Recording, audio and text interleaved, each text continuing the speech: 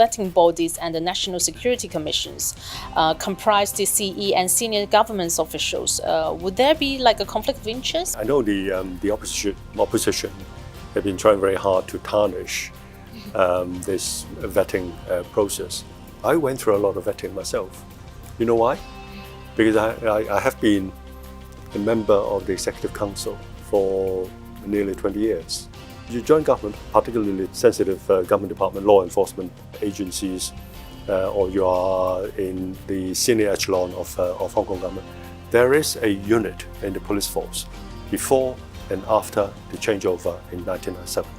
And I believe this kind of vetting system, vetting process, and the extent of vetting are basically what the British have been doing in Hong Kong before 1997.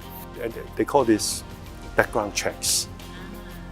They look at your personal background, they look at your family background, they look at your political background, they do desktop research, and they also sit down with you. They actually carry out interviews. They ask you for names, addresses of your siblings, your parents, whether they're still alive, and similar information on your wife's side. And I'm sure the police have a computer that contains data regarding anyone who has a criminal or otherwise dubious record. So they actually run through this.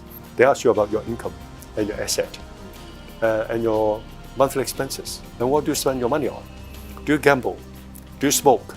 Do you drink alcohol? Serious? Personal, isn't it? Yeah, definitely before 1997, if you were a graduate of so-called left-wing school, I don't think you'll pass vetting. I don't think you become a civil servant. So if you want to become a Legislative Council member, so why shouldn't you be subjected to the same kind of vetting? Some of the other comments, they mentioned that the central government intended to manipulate Hong Kong's elections, make sure that no opposition parties can get in. What's your views on that? Well, there's no question of letting the opposition party get in.